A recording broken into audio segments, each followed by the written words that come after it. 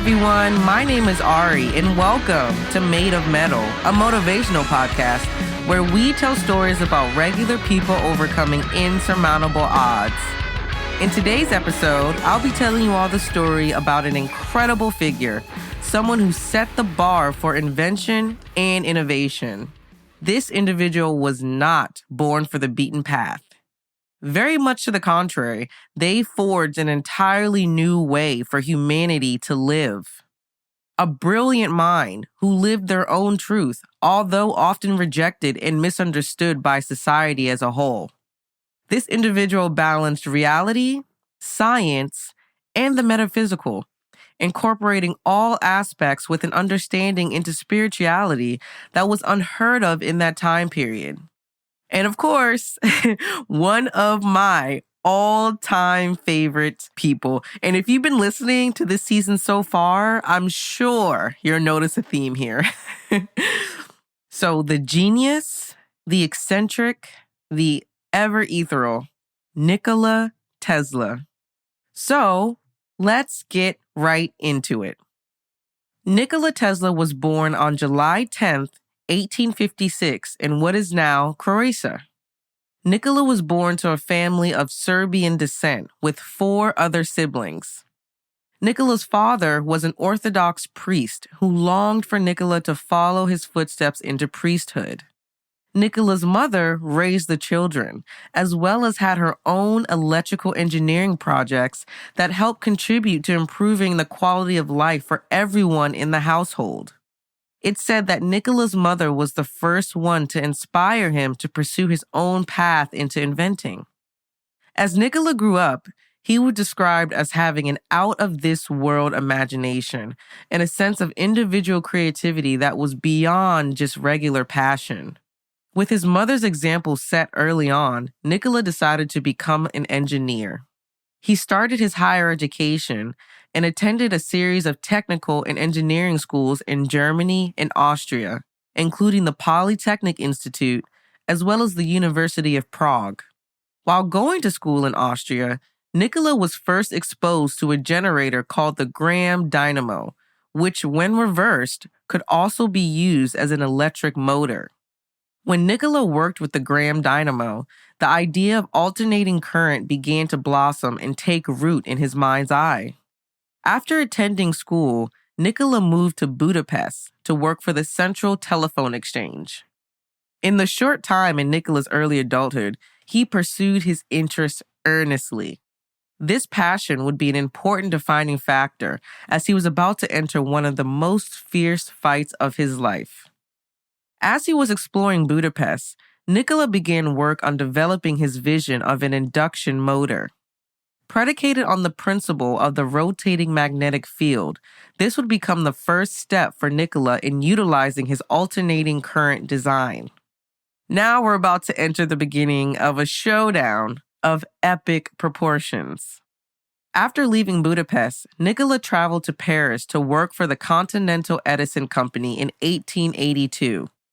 In 1883, Nikola created his first working induction motor. Unfortunately, as with most new inventions, it was difficult for Nikola to garner interest. After spending years traveling across Europe searching for support, and with his sights set on success, Nikola decided it was time to expand his horizons. In 1884, Nikola left Europe to travel to the United States. Nikola arrived in America with no money and no established identity, but he did carry with him a letter. Nikola carried a letter addressed to Thomas Edison that he had written to introduce himself and his background.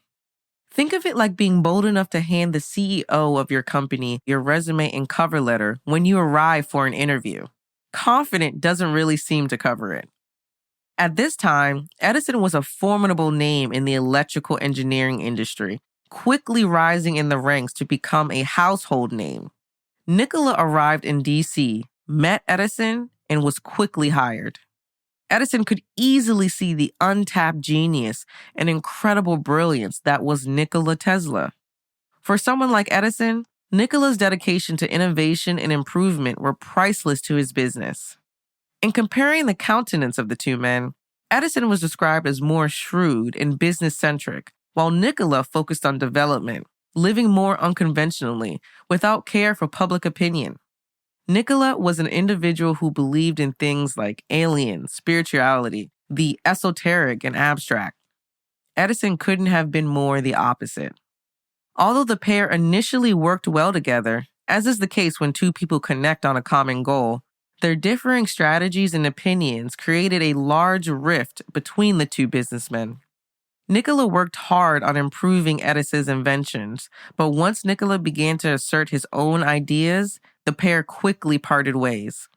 Nikola began to focus his energy on creating his own space and laboratory to build his designs. This proved to be a problematic point for Nikola, as this required him to secure funding for his work. Nikola eventually secured funding for his company, called the Tesla Electric Light Company, in 1885, just 1 year after arriving in America. Unfortunately, this is where we first begin to see how Nikola's lack of business acumen works against him. His investors eventually forced Nikola out of the deal, and he had to pick up work as a laborer in order to make ends meet. Thankfully, this was a short transition period for Nikola, as just a couple years later, he would receive additional funding for his Tesla Electric Company. Why I love Nikola's story is that a lot of people don't know the scope of just how many inventions that Nikola created and contributed to that we still use today. The issue being is that a lot of Nikola's inventions, while he was the actual designer and inventor, were not credited to him. The inventions were credited to others who obtained the patents. Of course, Nikola is well known for his work in alternating current electricity as well as the Tesla coil. Nikola contributed, of course, to studies and designs on the rotating magnetic field as well as wireless, X-ray, and radar technology. Nikola's alternating current-based inventions were the most marketable and most attractive to investors who were looking for a new electric alternative. Yet another huge name in the electrical engineering industry to contact Nikola was George Westinghouse, the current standard for powering America.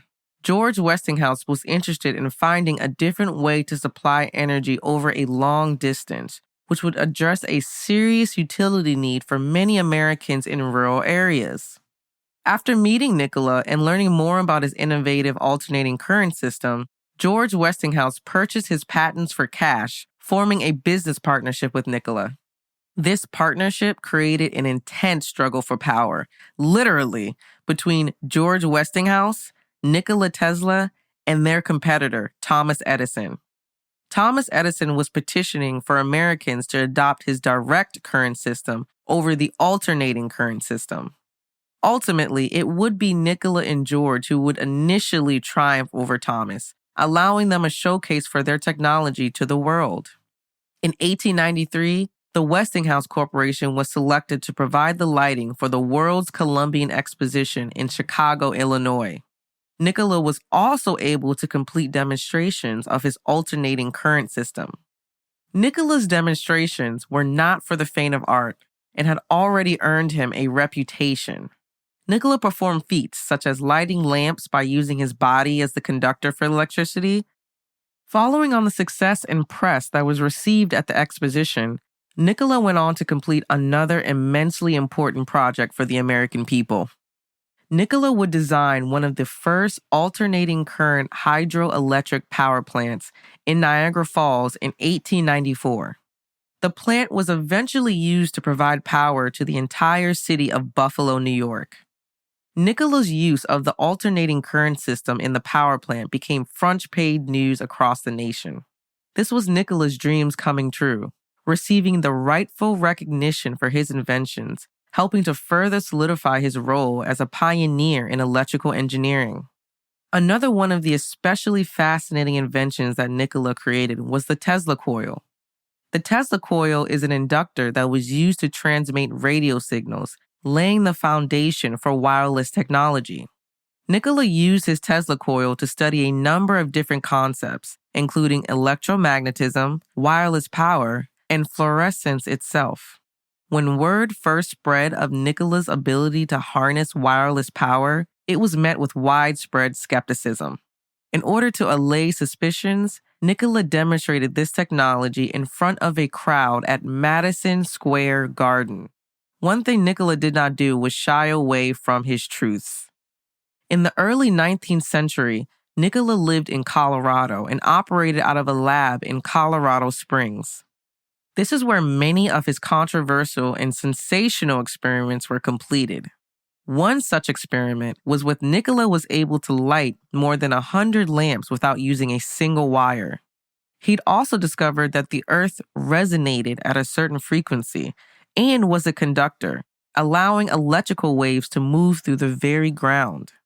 It was also rumored that Nikola reported receiving messages from extraterrestrials in Colorado. Nikola's thirst for knowledge, for creating the next ingenious invention to improve the quality of life for everyone, would lead Nikola to his biggest project yet. In the early 19th century, Nikola began to focus his studies on wider applications for the Tesla coil, specifically in leveraging wireless technology for the greater good. How did Nikola intend to do that? By creating a worldwide energy transmission and communication system in order to share information and energy. Ambitious doesn't even begin to sum up a project of this magnitude. Yet, Nikola hasn't let the impossible stop him yet. In 1901, Nikola started this incredible project. In Long Island, New York, Nikola had a lab built to his specifications that included a gigantic power plant and transmission tower.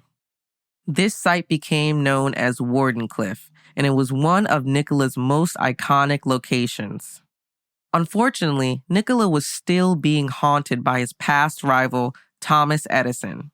Through a smear campaign, Edison was able to raise doubts in the validity of Nikola's work and whether his global radio transmission system was even feasible.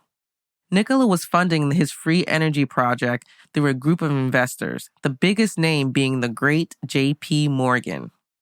As Nikola worked on his project, another one of his rivals, Marconi, who was being supported by Thomas Edison and Andrew Carnegie, had created his own radio technology transmission system. All of Nikola's investors pulled out of funding and he was forced to abandon the project. In 1915, Wardenclyffe had fallen into foreclosure, with staff long gone. Nikola was forced to declare bankruptcy just 2 years later, with the radio transmission tower at Wardenclyffe being dismantled and sold to satisfy his many debts. After this great debacle in public bankruptcy, Nikola suffered a nervous breakdown. He eventually stepped away from his own inventing to work as an advisor to other inventors. In 1917, after being snubbed for a Nobel Prize over Thomas Edison, Nikola received the Edison Medal. This was the highest honor given by the American Institute of Electrical Engineers. During this time, Nikola began to explore the outer reaches of his innovation, much to public dismay. He had moved to New York City and purchased a penthouse where he'd lived until his death. Other residents would often comment on their offbeat neighbor, who appeared to take an avid interest in the care of the city pigeons. Nikola's later invention ideas were described as whimsical at best and dangerous at worst, with one of the more well-known ideas being the death ray. With the death ray, Nikola was questioned by the FBI about the legitimacy of these claims, as they represented a national security risk. Sadly, Nikola's image in the public opinion had suffered tremendously, with him being depicted as a washed-up raving lunatic who lived in conspiracy theories. As such, Nikola was essentially a recluse as he reached old age. He'd also suffered financially for many years, resulting in his ending up quite poor in the later stages of his life. Nikola Tesla died at the age of 86 on January 7, 1943, in his apartment in New York City. When Nikola passed away, the mysteries of his life did not move on with him. Seized from his apartment were many items, including laboratory notes and letters.